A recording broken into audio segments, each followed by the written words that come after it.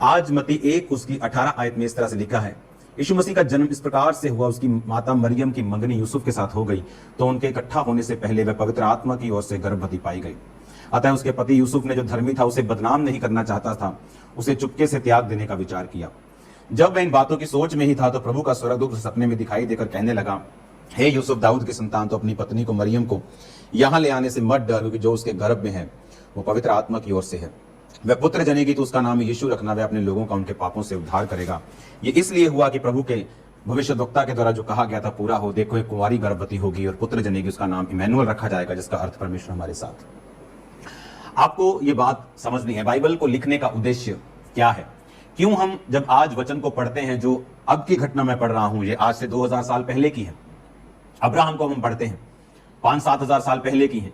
इन घटनाओं को जो हजारों साल पहले की हैं, आज मैं क्यों पढ़ूं? क्योंकि बाइबल कहती है ये वचन मुझे परमेश्वर का माइंड, उसके काम करने का तरीका, उसकी लाइक्स और डिसलाइक्स, आप फेसबुक पे लाइक डिसलाइक, आपको तो मालूम होगा, अभी लाइक किया, हार्ट दिया, तो अभी तो आपको मैं सिखा रहा हूं वही चीज कि खुदा के लिए लाइक बटन क्या है, किसको वो लाइक करता है और किसको वो डिसलाइक करता है।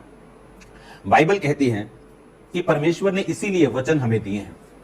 आप हैरान होंगे, ये स्टडी प्रूवन है जो मैं आपसे बोल रहा हूं। जो लोग वचन पढ़ते हैं, उन्होंने 25 साल की उम्र में अपनी लाइफ में इतना जोर और ताकत नहीं देखी जो उन्होंने 40 साल की उम्र में देखी। जो ग्लो उन्होंने 20 साल की उम्र में नहीं देखा, जब वो टीन एज में थे, जवान थे, वो उन्होंने 45 साल की उम्र में देखा है, जिन्होंने वचन पढ़ना शुरू किया। वचन पढ़ते पढ़ते हीलिंग की टेस्टिमनीज हैं, सिर्फ पढ़ने से। वचन पढ़ते पढ़ते पवित्र आत्मा बात करता है, टेस्टिमनी से। वचन पढ़ते पढ़ते परमेश्वर ने डिवाइन हेल्पर्स को रिलीज किया, टेस्टिमनी से। वचन पढ़ते पढ़ते ताकत बॉडी में आई, बीमारी और दुष्ट आत्मा छोड़ के गई, टेस्टिमनी से। वचन पढ़ते पढ़ते लोग डिप्रेशन से फ्री हुए, टेस्टिमनी से। वचन, सिर्फ वचन पढ़, इतनी ताकत है इस वचन में। हालेलुया। आप जानते हैं, जब यूसुफ को जो मालूम हुआ कि ये गर्भवती है, तो लिखा कि उसने चुपके से, वो धर्मी था, त्याग देने की मंशा की।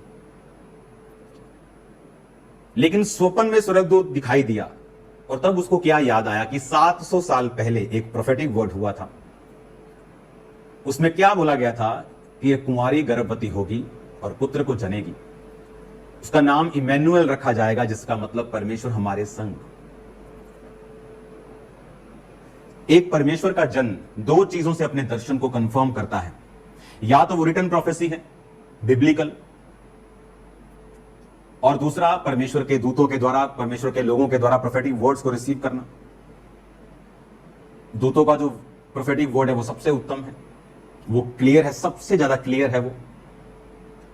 और जब दूत ने उससे कहा कि कुंवारी गर्भवती होगी, तेरी पत्नी जो है वो परमेश्वर की ओर से गर्भवती है, तो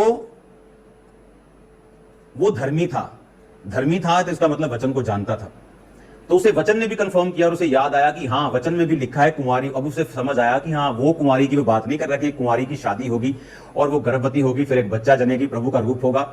उसने को समझ आया कि सचमुच एक कुंवारी ही गर्भवती हो जाएगी बिना किसी आदमी के, और परमेश्वर को वो जनेगी, जिसका नाम इमैनुअल होगा, जिसका मतलब है परमेश्वर हमारे संग। नबी हमारे संग नहीं। बहुत से लोग, खासकर यूके में, अगर आप चले जाएंगे स्ट्रीट्स के अंदर, बाजारों के अंदर, मार्केट्स में, आपको लोग बहस करते हुए मिलेंगे। क्रिश्चियन मिलेंगे, दूसरे धर्म के लोग मिलेंगे, जो ये बोलेंगे कि इज जीसस गॉड। क्रिश्चियन बोलते हैं हाँ। क्या जीसस को सब कुछ पता है? क्रिश्चियन कह रहे हैं हाँ। तो बाइबल कोट करते हैं कि जीसस ने तो कहा है कि मेरे को पता ही नहीं कि मैं कब आऊंगा, पिता को पता है। अगर जीसस गॉड है तो उसे फिर पता क्यों नहीं?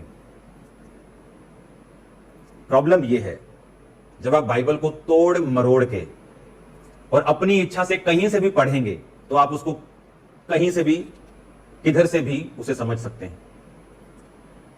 यहां दूत ने कहा, परमेश्वर का जिब्राइल, जिसे दूसरी जातियों के लोग भी मानते हैं, उसने कहा जो बेटा होगा उसका नाम इमैनुअल होगा, परमेश्वर हमारे संग। नबी हमारे संग नहीं। नबी तो उसका एक छोटा सा एक साइड हिस्सा था, जिस तरह हीलिंग करना, प्रोफेसी करना, डिजर्निंग ऑफ स्पिरिट। निकोदेमस को बताया परमेश्वर ने कि मैंने तुझे इजराइल में, तुझे पेड़ के नीचे देखा था। ऐसी चीजें उस सामरी औरत को बताया तो 5 पति कर चुकी है। ऐसी चीजें इसका मतलब ये नहीं कि वो नबी है, वो नबी एक छोटा सा उसका पार्ट था, वो खुदा था, इसीलिए कहा खुदा हमारे संग, उसका नाम इमैनुअल रखा जाएगा। तो कहते हैं अगर वो खुदा है जीसस क्राइस्ट, तो फिर उसको सब पता क्यों नहीं है? रीजन क्या है मैं आपको बताता हूं। यीशु मसीह ने कहा पिता ने न्याय करने का सारा अधिकार मुझे सौंप दिया है।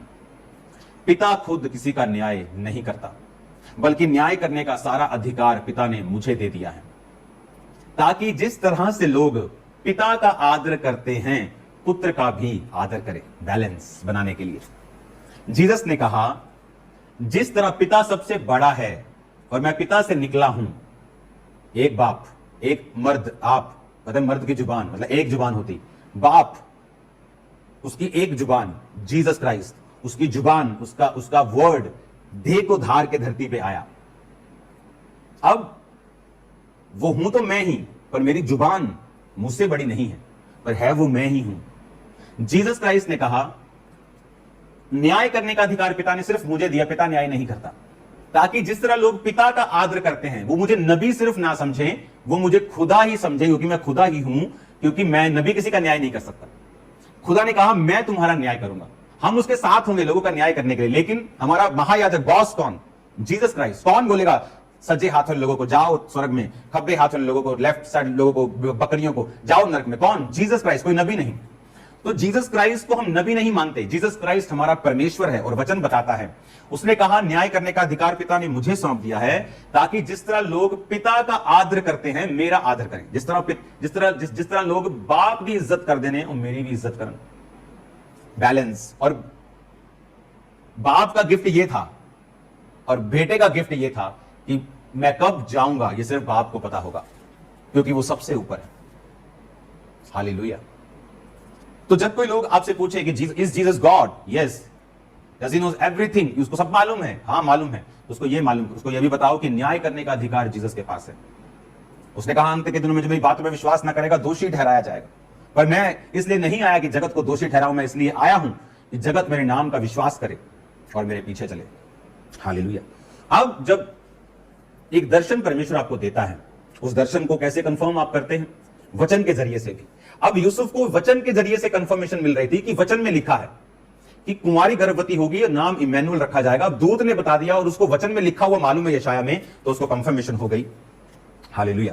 उसके बाद आप जब मत्ती 2 बाब पढ़ते हैं, जब यीशु का जन्म हुआ तो उसके बाद राजा उसके पीछे लग गया यीशु को मारने के लिए। तो स्वप्न में 13 आयत में लिखा 2 बाब मैथ्यू 2:13 कि स्वप्न में यूसुफ को सपने में दूत दिखाई दिया और कहा बालक और उसकी माता को लेकर मिस्र में भाग जा और वहीं रहे, क्योंकि हेरोदेस इसको ढूंढ कर मरवाने पर है। तो वो रात को उठकर बालक और उसकी माता को लेकर मिस्र को चल दिया और हेरोदेस के मरने तक वहीं रहा, ताकि वचन जो भविष्यद्वक्ता के द्वारा कहा गया था पूरा हो कि मैंने अपने पुत्र को मिस्र से बुलाया। इसमें भी वचन पूरा हो रहा है कि मैंने अपने बेटे को मिस्र से बुलाया, ताकि वो वचन उनकी जिंदगियों में पूरा हो। मैं आपसे एक बात कहना चाहता हूं, इससे पहले एक और वचन पढ़ते हैं। हेरोदेस मर गया, प्रभु के दूत ने मिस्र में यूसुफ को स्वप्न में दिखाई देकर 19 आयत में कहा उठ बालक और उसकी माता को लेकर इजराइल के देश में चला जा, क्योंकि जो बालक के प्राण लेना चाहते वो मर गए हैं। वो उठा और बालक और उसकी माता को लेकर इजराइल के देश में आया, परंतु ये सुनकर कि अरखलाउस अपने पिता हेरोदेस की जगह यहूदिया पर राज्य कर रहा है, वहां जाने से डरा। फिर स्वप्न में परमेश्वर से चेतावनी पाकर गलील में चला गया। मिस्र में गया, प्रभु ने कहा चला जा, प्रभु ने कहा वापिस आ जा। जब वापिस आया तो क्या देखता है कि अरखलाउस अपने बाप की जगह पर राज कर रहा है, वो भी उससे बुरा है। उसने कहा शायद प्रभु को गलती तो नहीं लग गई, तो कहता वो वहां जाने से डरा। उसने सोचा नहीं वो भी बुरा है। तो प्रभु ने कहा तू मुझसे ऊपर नहीं हो सकता। जब मैंने तुम्हें निकलने के लिए कहा तो निकल जाना, जब आने के लिए बोला, लिखा चेतावनी प्रभु ने उसको स्वप्न में फिर दी। और फिर लिखा वो गलील प्रदेश में इजराइल में फिर गया और नासरत में गया, ताकि वो नासरत में बसे और यीशु मसीह नासरी कहलाए। हर एक चीज आप बाइबल में देखते हैं कि परमेश्वर के कंट्रोल में थी। अब्राहम से लेकर दाऊद तक 14 पीढ़ी हुई, दाऊद से लेकर बंदी पहुंचाने तक बेबुलीन तक 14 पीढ़ी, बंदी पहुंचाए जाने के बाद से मसीह तक 14 पीढ़ी। एवरीथिंग अगर आप बाइबल में देखेंगे तो परमेश्वर के कंट्रोल में था। जीसस का जन्म, उसकी सुरक्षा, उसको बचपने से लेकर उसके जवानी तक एवरीथिंग परमेश्वर उसके साथ था और वो आपके साथ भी है।